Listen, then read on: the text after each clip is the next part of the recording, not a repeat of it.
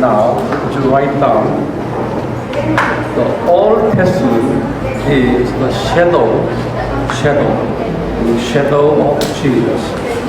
Iya. Kita akan lanjutkan sesi kita pagi ini. Perjanjian Lama adalah gambaran dari Yesus Kristus. Old Testament Perjanjian Lama adalah gambaran dari Yesus Kristus. Would you draw this to me? Let them draw it. Ya, Bapak Ibu Saudara juga bisa menggambar di dalam buku catatan saudara, gambar di depan. It was very small before creation. Sebelum penciptaan.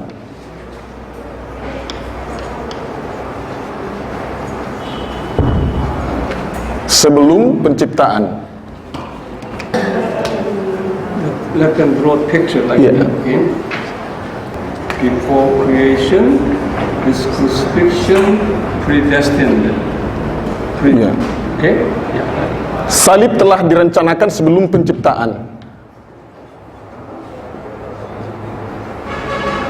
Salib telah direncanakan sebelum penciptaan. Don't go all the way. Jangan ke bawah. It's okay. It's okay. Udah, lanjut aja itu. Direncanakan. Salib telah direncanakan sebelum penciptaan. And fall of Adam. Kejatuhan Adam.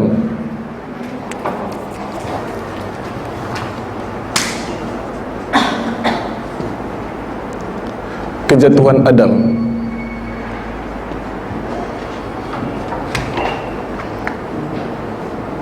Genesis, right? Yes. Kejadian 3 ayat 15. Genesis 15. This one was predicted. Would you explain that? Okay. Salib This one?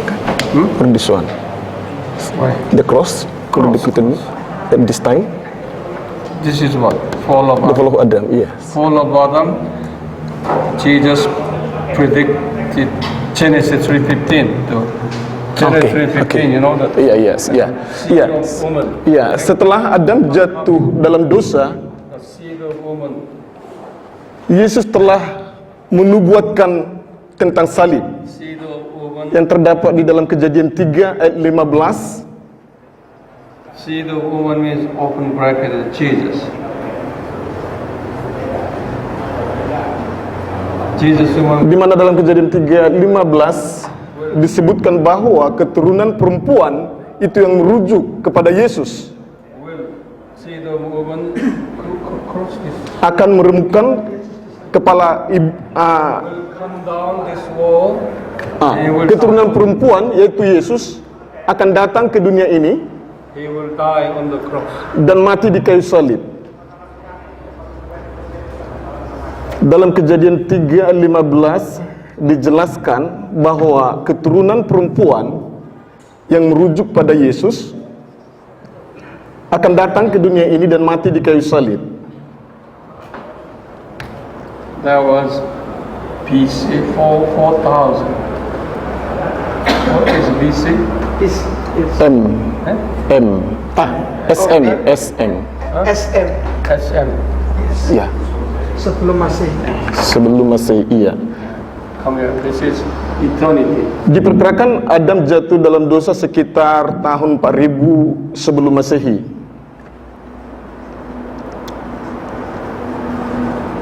Kekekalan Becoming Adam. Creation of Adam. penciptaan Adam. Penciptaan Adam.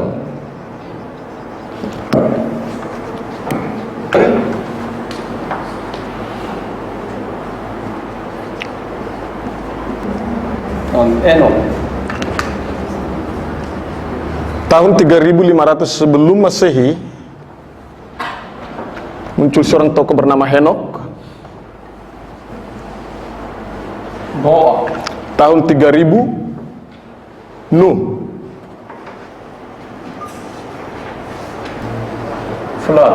Tahun 2500 air bah. Abraham. Tahun 2000 Abraham. Moses. Tahun 1500 Musa.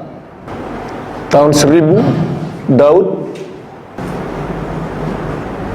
David. Daniel. Tahun 500 Daniel. Yesus. 4 sebelum Masehi Yesus. And actually, he died. Ya, Yesus datang ke dunia ini dan mati di kayu salib.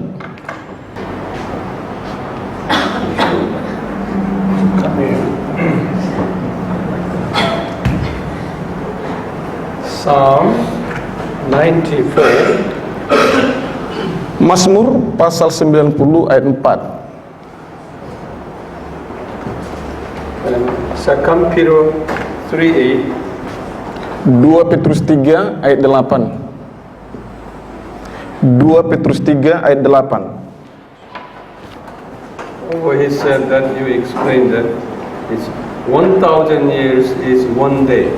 Ya, dalam kedua ayat ini dikatakan bahwa 1000 tahun sama seperti satu hari di mata Tuhan.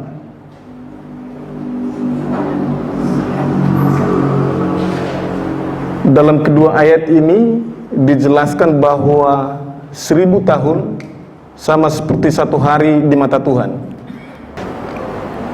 So here you will see from fall of Adam to Noah, this is one day. Oh. Okay. Jadi kalau ya kita kaitkan dengan ayat ini yang mengatakan bahwa 1000 tahun sama seperti satu hari di pemandangan Allah. Jadi ini kita bisa artikan dari kejatuhan Adam yaitu tahun 4000 sebelum Masehi hingga pada masa Nuh yaitu tahun 3000 sebelum Masehi, itu sama seperti satu hari di mata atau di pemandangan Allah. Seperti itu ya. One day. Satu hari. Second day. Ya, dari masa Nuh hingga Abraham 2 hari. Dari Abraham hingga Daud 3 hari. Dari Daud sampai pada masa Yesus 4 hari. It's 4 days. 4 hari.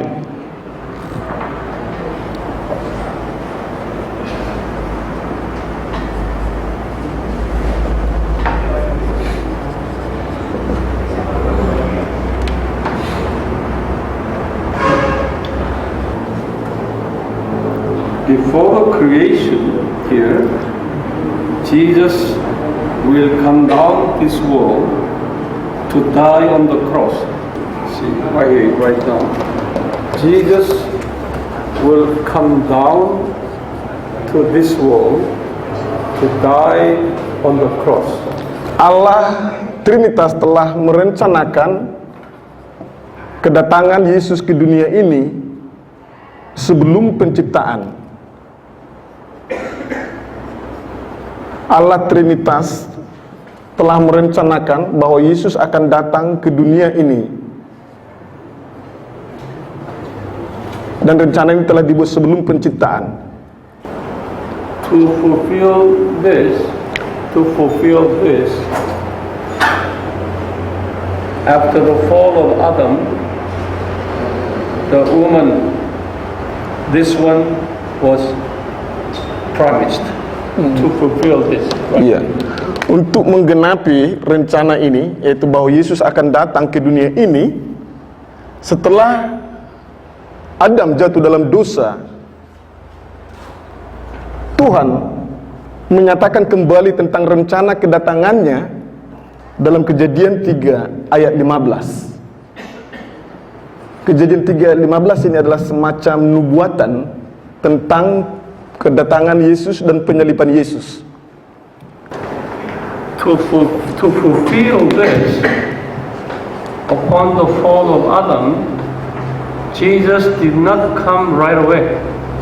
And he did not come right away and he died right away. He did not come here and died here. Iya. It took him 4,000 years. Iya. Right now. Untuk menggenapi rencana Allah Trinitas, yaitu tentang kedatangan Yesus ke dunia ini, Allah tidak segera datang ke dunia ini setelah Adam jatuh dalam dosa untuk menyelamatkan manusia. Tetapi Allah menunggu sekitar 4.000 tahun, barulah rencana kedatangan Yesus digenapi. Repeat. Allah atau Tuhan Yesus tidak segera datang ke dunia ini setelah kejatuhan Adam untuk menyelamatkan manusia atau untuk menggenapi rencana yang telah dibuat sebelum penciptaan. Tetapi Yesus menunggu sekitar 4.000 tahun, barulah dia benar-benar datang ke dunia ini dan mati di kayu salib. Alasan mengapa Yesus tidak segera datang ke dunia ini setelah Adam jatuh dalam dosa adalah Reason Jesus did not die right here, okay, upon the fall of. Iya. Alasan mengapa Yesus tidak segera datang ke dunia ini dan mati di kayu salib setelah Adam jatuh dalam dosa adalah What is it? reason. Huh? Reason. This reason. Reason is Alasannya human, Adam and his descendant, has to be trained. This is a training period.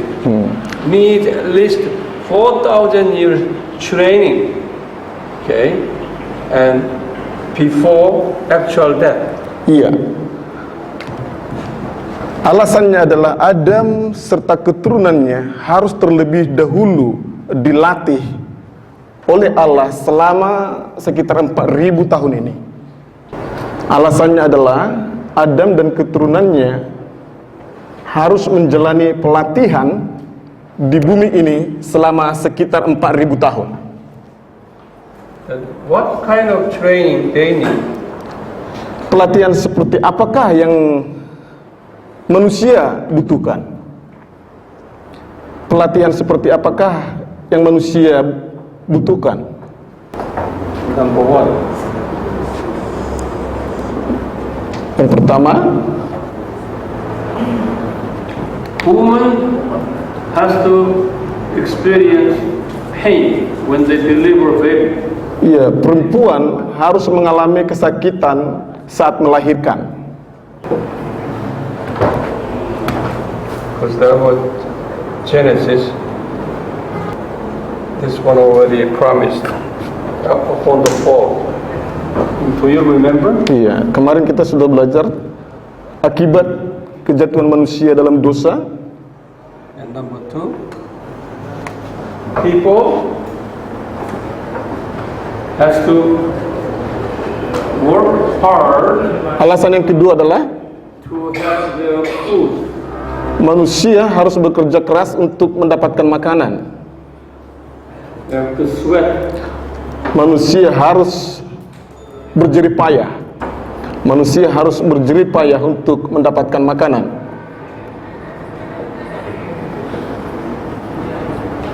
And number three, Yang ketiga,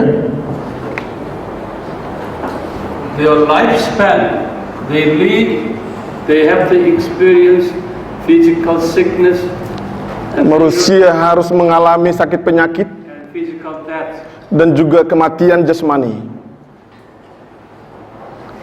Manusia harus mengalami sakit penyakit dan kematian jasmani. You write down. Before the fall, this time, they did not have this. Iya, sebelum manusia jatuh dalam dosa, mereka tidak mengalami ketiga hal ini. Before the fall, they did not have this. Iya, sebelum manusia jatuh dalam dosa, mereka tidak mengalami ketiga hal ini. So it was God's plan to have humans experiencing this agony for 4,000 years. Ya, jadi ini merupakan rencana Allah di mana manusia mengalami penderitaan selama 4.000 tahun. people began to look for God. Because of these difficulties, they now begin to seeking for God.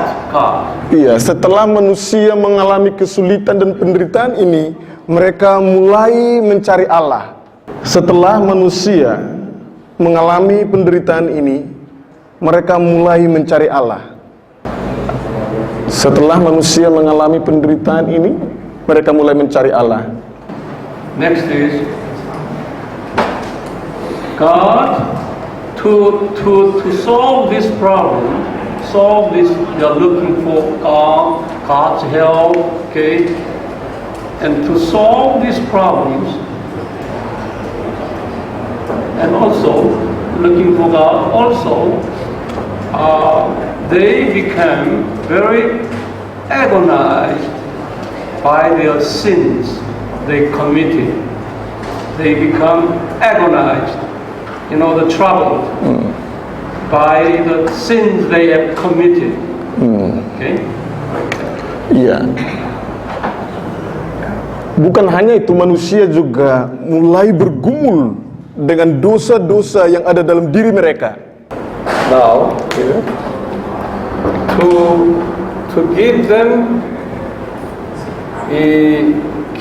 forgiveness by God, okay, to give them forgiveness, God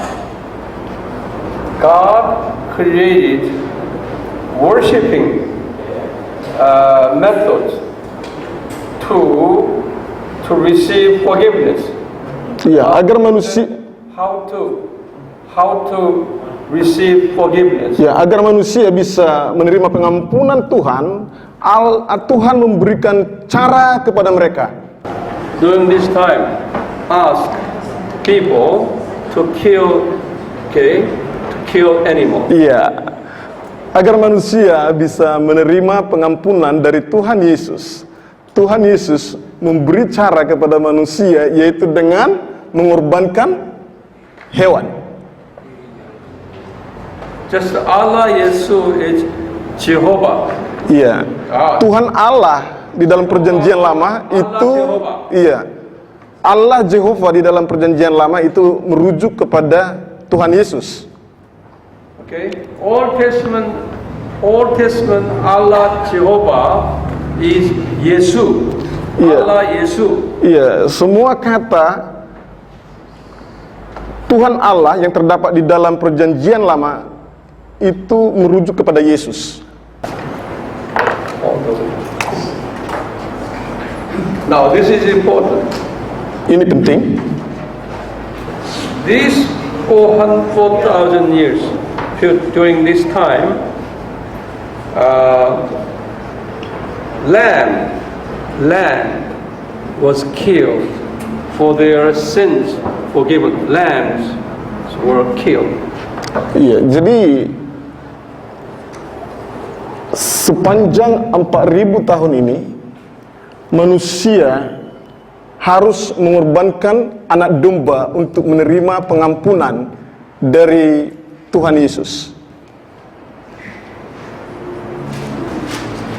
Sepanjang 4.000 tahun ini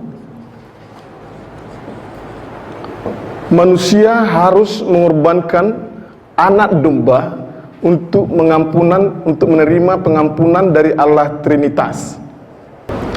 Sepanjang 4.000 tahun manusia harus mengorbankan anak domba untuk menerima pengampunan dosa dari Allah Trinitas. So then later Jesus said this, the lamb, 4,000 years lamb was the shadow of me. Would you write down? Dan ketika Yesus datang ke dunia ini, ia mengatakan bahwa anak domba yang dikorbankan selama 4.000 tahun ini merujuk kepada dirinya. Artinya Yesus adalah anak domba yang sesungguhnya.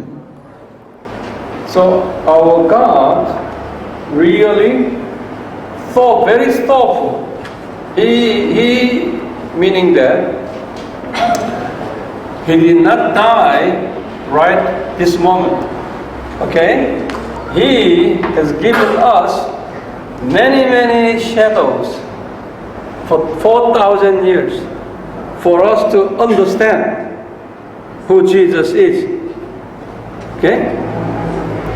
Jadi kita bisa melihat ya cara Allah untuk mengajarkan umatnya atau melatih umatnya, yaitu setelah manusia atau setelah Adam jatuh dalam dosa, Yesus Kristus tidak segera datang ke dunia ini untuk mati di atas kayu salib, tetapi dia menunggu sampai sekitar 4.000 tahun barulah dia datang ke dunia ini. Dan selama 4.000 tahun ini dia mengajarkan manusia untuk menerima pengampunan dosa lewat mengorbankan anak domba. Dan setelah itu Yesus menyatakan bahwa dirinya adalah sebenarnya anak domba tersebut. Dari semua ini, pengorbanan anak domba ini selama 4.000 tahun adalah gambaran atau bayangan dari diri Yesus.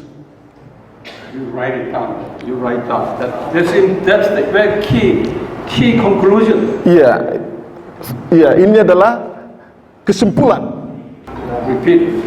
Ya, ini adalah kesimpulan penting. Explain again. Explain this one. Ya, kita melihat cara Tuhan Yesus ya untuk mengajar umatnya atau melatih umatnya selama 4.000 tahun ini, yaitu setelah Adam jatuh dalam dosa.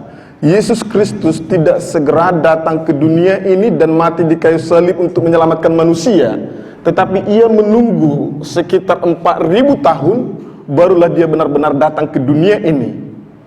Dan ketika Yesus datang ke dunia ini, ia menyatakan bahwa anak domba yang dikorbankan atau pengorbanan anak domba selama 4.000 tahun yang dilakukan oleh Adam dan keturunannya untuk menerima pengampunan dari Allah adalah gambaran atau bayangan dari diri Yesus Kristus. So our Yesus Kristus is very good God. Very good God. Jadi Tuhan kita Yesus Kristus adalah Tuhan yang sangat baik. Okay, He understands with the weakness of human being. Dia mengerti kelemahan umat manusia.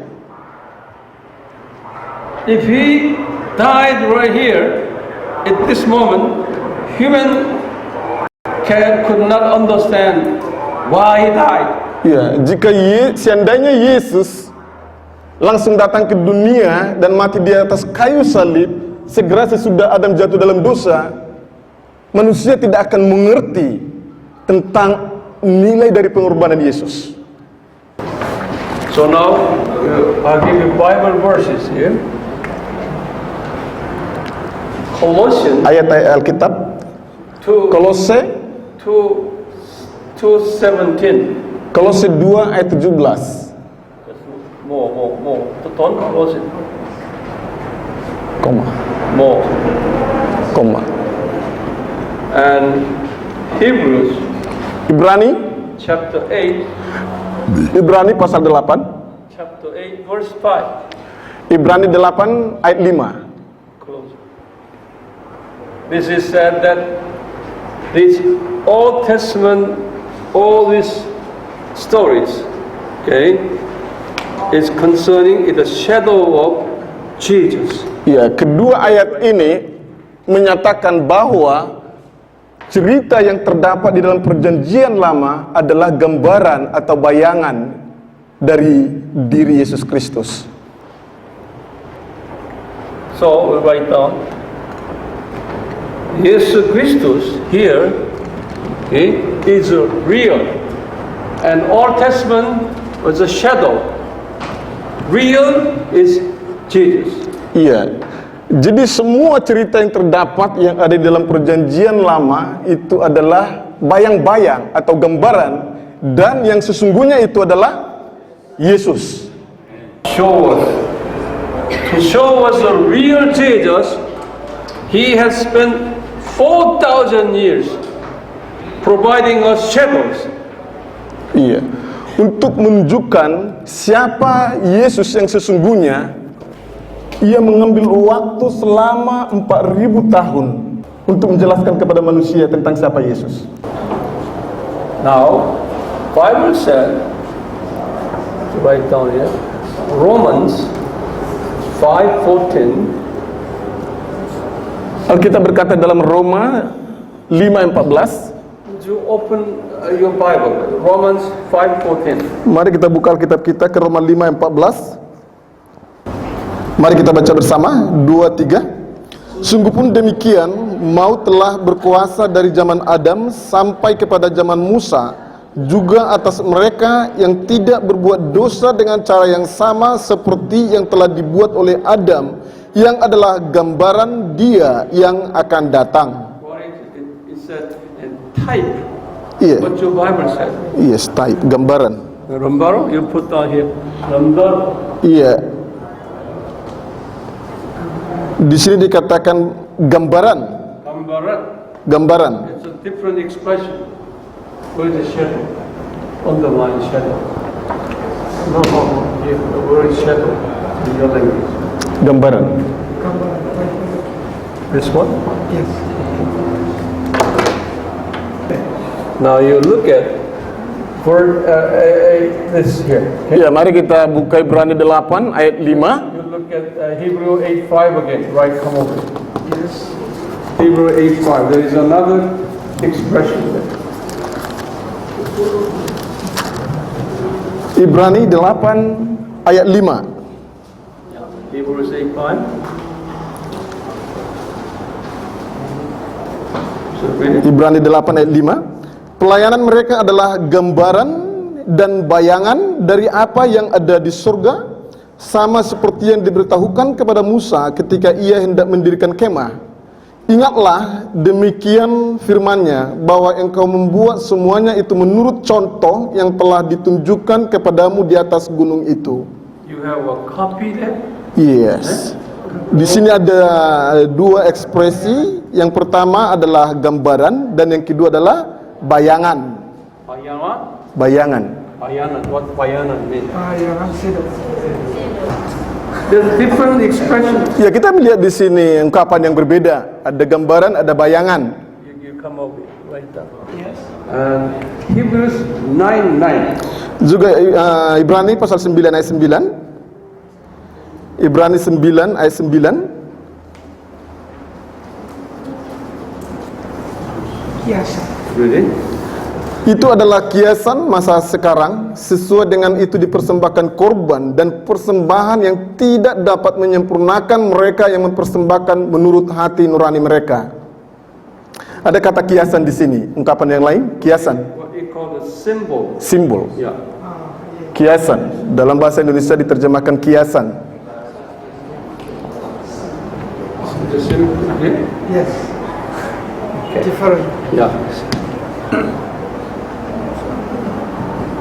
So you see, this all this 4,000 years history, okay, was for us to understand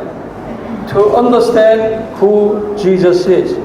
Ya, jadi kita bisa melihat di sini bahwa cerita selama 4.000 tahun ini dalam sejarah manusia adalah untuk kita mengerti tentang siapa Yesus Kristus.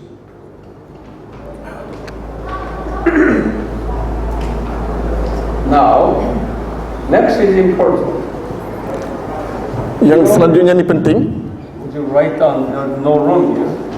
In order to teach the purpose of creation, in order to teach human purpose of creation, before He created Adam, okay, He planned this crucifixion. Okay. Ya, untuk mengajarkan tentang tujuan penciptaan ini kepada manusia, Allah sudah merencanakan tentang salib atau tentang semua ini sebelum Ia menciptakan Adam. Write down what we are saying now. Untuk mengajarkan kepada manusia, what we are saying. ya. Don't write, no room for that. Ya, saudara bisa catat di buku catatan. Untuk mengajar manusia tentang tujuan penciptaan, Allah sudah merencanakan sebelumnya tentang salib, tentang kedatangan Yesus Kristus, bahkan sebelum Adam jatuh dalam dosa. Okay, in order to teach us Untuk mengajar kita, purpose of creation, untuk mengajar kita tentang tujuan penciptaan, Trinidad Allah, okay, decided to train man the purpose of creation. ya, Allah Trinitas memutuskan untuk mengajar manusia tentang tujuan penciptaan. Write down again, write down. Ya, catat. Since we don't have a space here. Ya, karena tidak cukup lagi ya untuk di whiteboard, untuk mencatat di whiteboard. Write down again. We're going to give you a word, okay?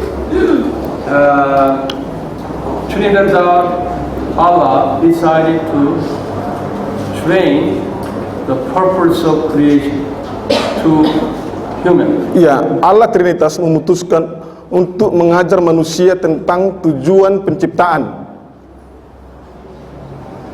Here, I can copy. Allah Trinitas memutuskan untuk mengajar manusia tentang tujuan penciptaan. It was before the creation of Adam. Ya, rencana ini telah dibuat sebelum penciptaan Adam. Rencana ini telah dibuat sebelum penciptaan Adam. In their decision, Trinidad, they were going to send Allah Yesus. Ya, dalam keputusan itu Allah Trinitas memutuskan untuk mengutus Yesus Kristus. Allah Yesus sent to this world, okay, to time world, becoming a human. Ya, dalam keputusan itu Allah Trinitas memutuskan untuk mengutus Yesus Kristus datang ke dunia ini. It was before the creation. Dan keputusan ini telah dibuat bahkan sebelum penciptaan. The decision was Allah Yesus will come down to this world becoming human.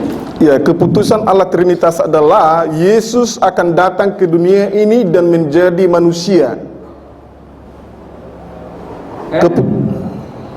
Human, and he will die on the cross. Ya, keputusan yang dibuat Allah Trinitas adalah Yesus Kristus akan datang ke dunia ini dan mati di kayu salib. This is mystery. Ini adalah rahasia. To fulfill this, Adam fell. Okay, right here, Adam entered this time world. To fulfill this. Ya, untuk menggenapi rencana ini, Adam jatuh dalam dosa dan dari saat itu ia masuk dalam dimensi waktu. Sebelumnya Adam hidup dalam kekekalan, ya, tapi setelah ia jatuh dalam dosa, dari saat itu manusia jatuh dalam dimensi waktu. And this, the seed of woman story was given at the time. It's okay to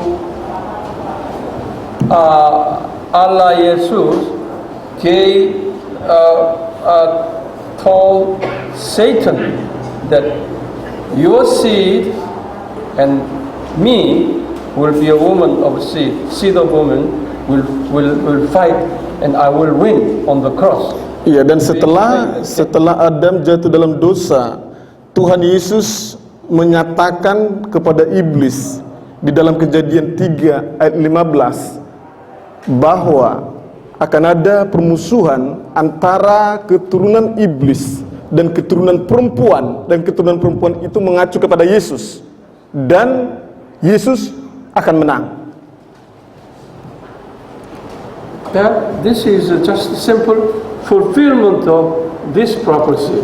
Jadi sebenarnya Kejadian 3 ayat 15 ini adalah penggenapan dari rencana Allah Trinitas. Okay? Allah Trinidad. Fulfillment. Now, this after the fall of Adam, all human beings have gone through very difficult time. Ya. Setelah kejatuhan, sejak kejatuhan Adam dalam dosa, manusia harus melalui penderitaan dan kesusahan. Without any eternal life. Ya, tanpa memiliki hidup yang kekal. For 4,000 years, very difficult time. Ya, manusia mengalami penderitaan yang amat sangat selama 4.000 tahun.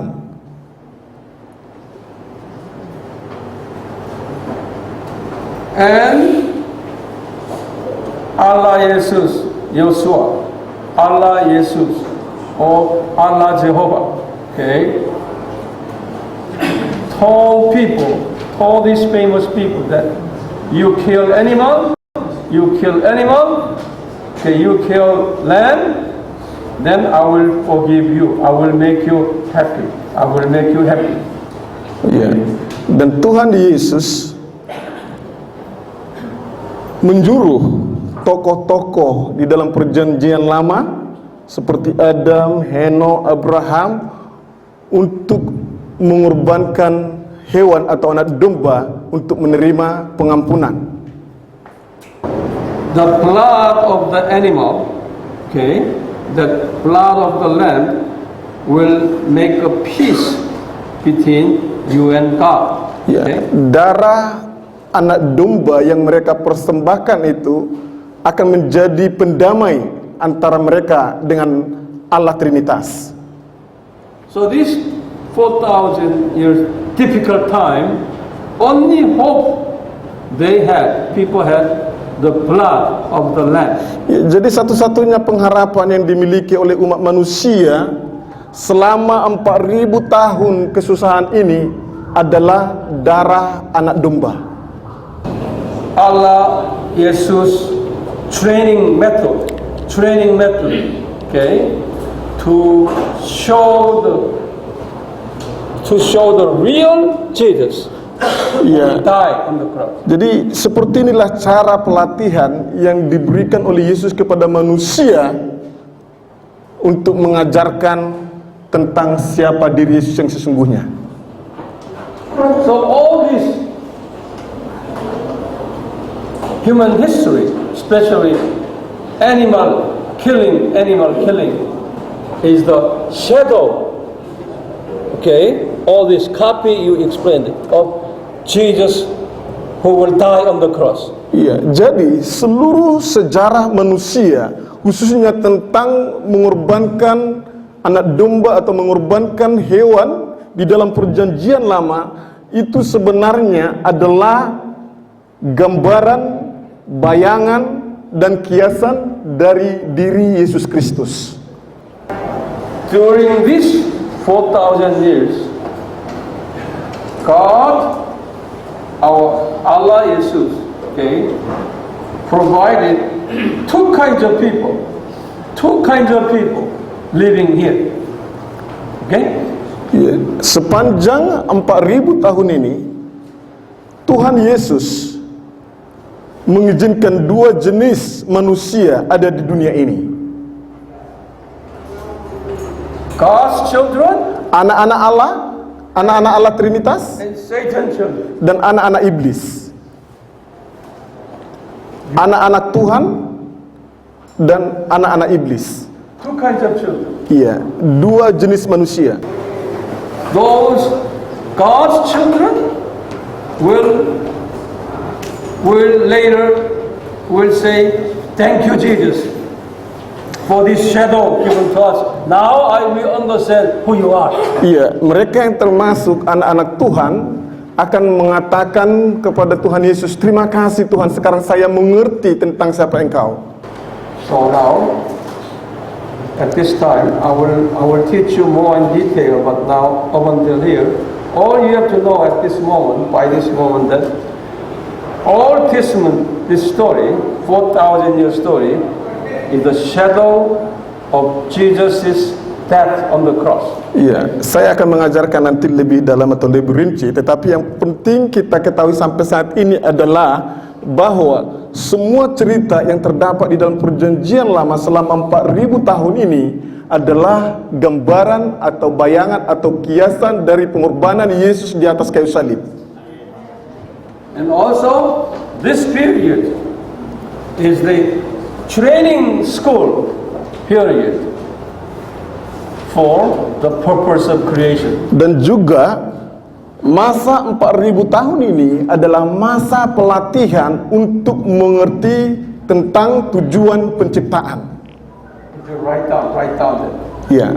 You are not writing down. Yeah. Some people are not writing. Iya, mari kita catat. Iya. Masa 4.000 tahun ini adalah masa pelatihan bagi manusia untuk mengerti atau belajar tentang tujuan penciptaan. Masa 4.000 tahun ini adalah masa pelatihan untuk mengerti atau belajar tentang tujuan penciptaan. So they had gone through very difficult time. People doing. Ya, karena itu manusia telah melalui masa-masa yang begitu sulit selama 4.000 tahun ini. And those chosen God's people responded to Jesus, saying, "Thank you, Jesus, for your coming. Okay, now we will obey the purpose of creation." They said that. Iya, dan setelah itu umat pilihan Allah yang mengerti tentang rencana keselamatan ini akan berkata kepada Tuhan Yesus, terima kasih Tuhan, sekarang saya sudah mengerti tentang kasih-Mu, tentang rencanamu, dan sekarang saya akan taat kepada Tuhan. See, during the time of Moses, that's okay, you sit down. Moses, Iya, pada masa Musa, Allah, Yesus, gave him 10 commandments. Tuhan Yesus memberikan 10 hukum Taurat kepada Musa. This is very important. Ini sangat penting. Like 10 commandments. 10 perintah Allah, 10 perintah Tuhan. He said 10 commandments. First 4 commandments, which is do not worship idol. 4 perintah pertama itu berkaitan antara hubungan antara manusia dengan Allah Trinitas, yang intinya adalah jangan menyembah berhala. That is the purpose of creation. Iya, itu adalah tujuan penciptaan. That vertical commandments, we call them. Okay? Iya, perintah, kita sebut perintah vertikal.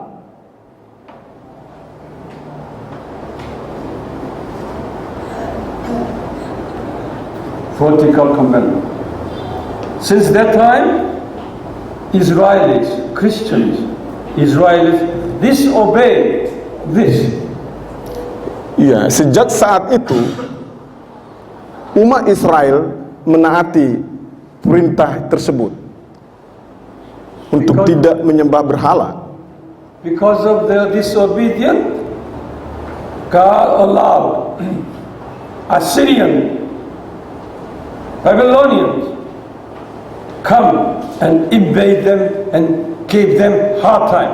Iya, tetapi ada masa-masa di mana Israel tidak menaati Allah dan mereka menyembah Allah lain, ilah-ilah lain, bangsa-bangsa di sekeliling mereka, sehingga Allah Trinitas mengizinkan bangsa Assyria, bangsa Asyur, dan bangsa Babel menyerang Israel dan menghancurkan Israel, dan Israel mengalami masa-masa yang sulit. So Israel history here in the Old Testament is very simple. Israelis, God's children, worshipped idol, foreign god. So God gave them punishment and they repented. That's the Israel history. Ya, sebenarnya kalau kita melihat di dalam sejarah Israel, itu pesan intinya atau pesan penting itu cuma sederhana saja. Ketika bangsa Israel tidak menaati Allah Trinitas mengizinkan mereka ditaklukkan oleh bangsa-bangsa di sekitar mereka, dan setelah itu mereka bertobat dan kembali kepada Tuhan. That's the training example. Okay, training what? Training the purpose of creation. When you violate the purpose of creation, then I'm going to punish you, and you repent, then I will restore you. Ya, jadi ini merupakan contoh dari tujuan penciptaan. Ketika umat Tuhan tidak menaati tujuan penciptaan, Tuhan akan mengizinkan masa-masa sulit dalam hidup mereka, sehingga mereka kembali kepada Tuhan dan belajar untuk menaati tujuan penciptaan. That is the Old Testament, the Bible that we are carrying. This Old Testament story. Ya, itu adalah sebenarnya cerita atau kisah daripada perjanjian lama. Let me repeat. Old Testament story is training story of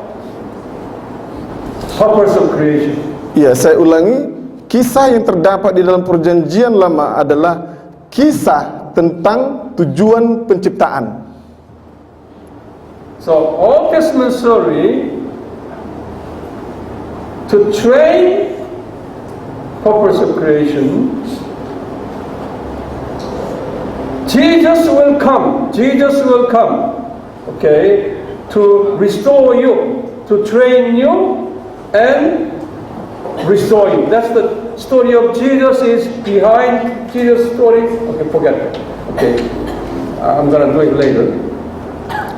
Just to make it simple, Old Testament story is the training story. Iya, jadi bisa kita katakan bahwa kisah perjanjian lama itu adalah kisah tentang pelatihan Allah Trinitas. Training what? Melatih untuk apa? Training the purpose of Iya, creation. melatih tujuan penciptaan. Melatih untuk menaati tujuan penciptaan. For those who come just today may not understand this clearly. Ya, bagi Bapak Ibu Saudara yang baru datang hari ini mungkin tidak mengerti dengan jelas topik ini. If you wanna come, please come from the first day. Don't come in the middle. Iya, jika saudara mau datang menghadiri seminar, harus datang dari awal, jangan datang pada hari kedua.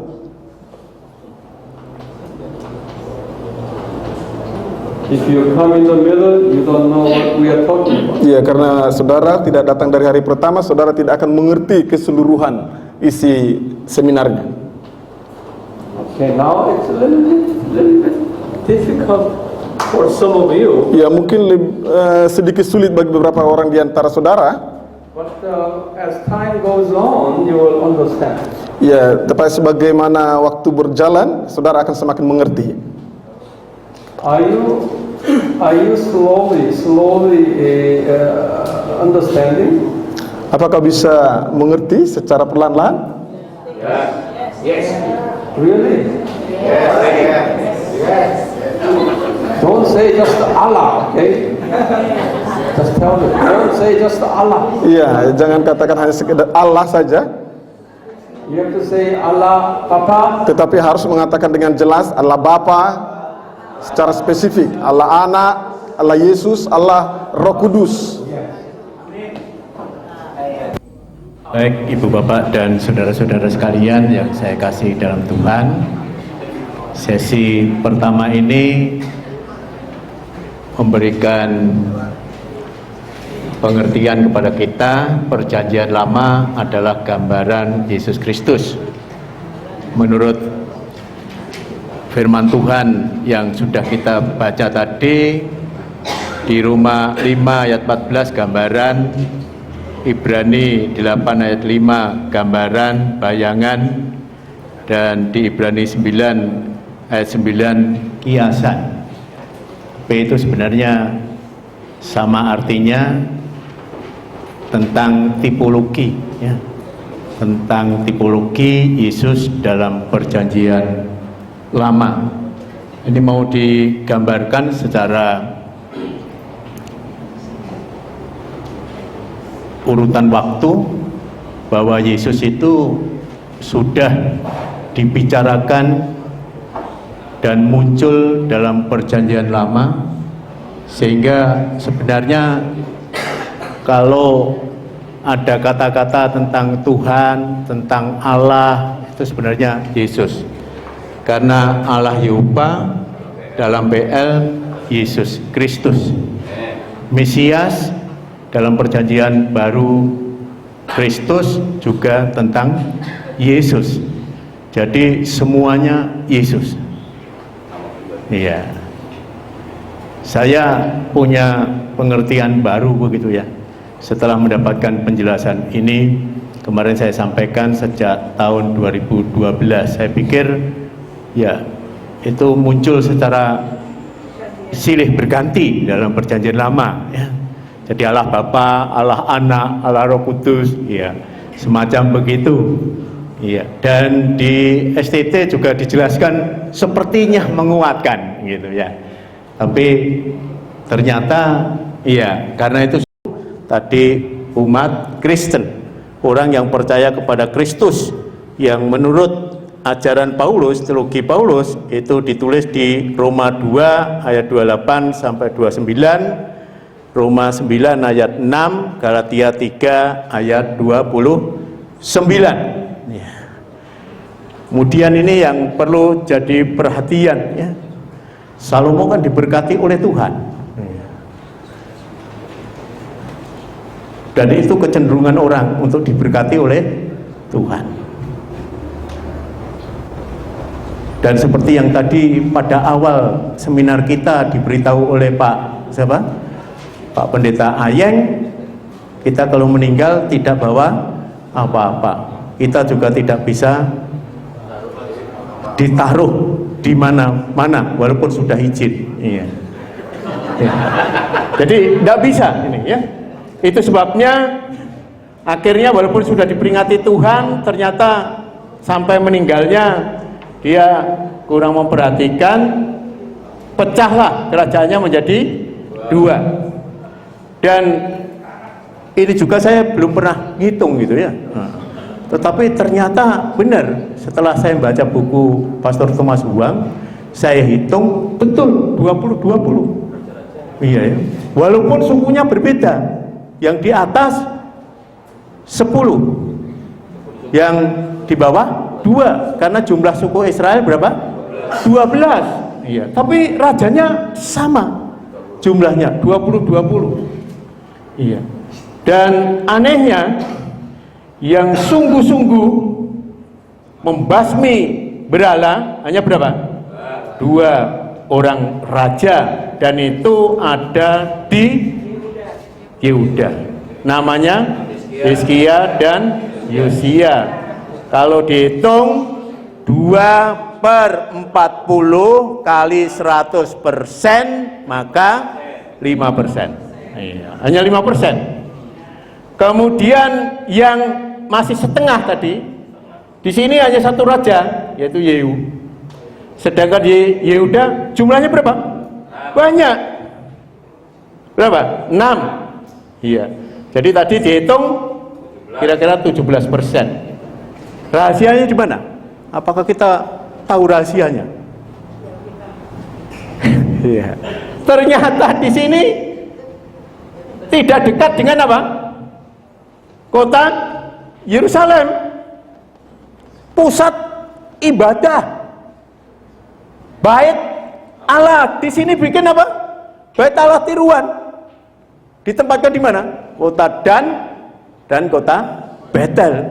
Iya ya, kota Dan dan kota Betel. Jadi memang raja pertamanya Yerobeam itu sudah demikian, dan itu diikuti, itu terimpartasikan kepada raja-raja berikutnya. Ini bahaya ya, menurut saya bahaya. Kita harus dekatkan diri dengan Allah kita harus dekatkan diri dengan tempat di mana kita menyembah Allah Trinitas. Kata pemazmur, 1 hari di pelataran Allah itu lebih baik daripada 1000 hari di pelataran lain, ya, di tempat lain. Iya. Ini kalau hari Minggu di Surabaya itu orangnya kan mengejar karier semua. Iya. Itu kalau hari Minggu itu hari holiday, libur untuk apa? Keluarga. Sehingga lebih diutamakan rekreasi daripada apa? Ibadah. Ini kecenderungan yang kurang baik.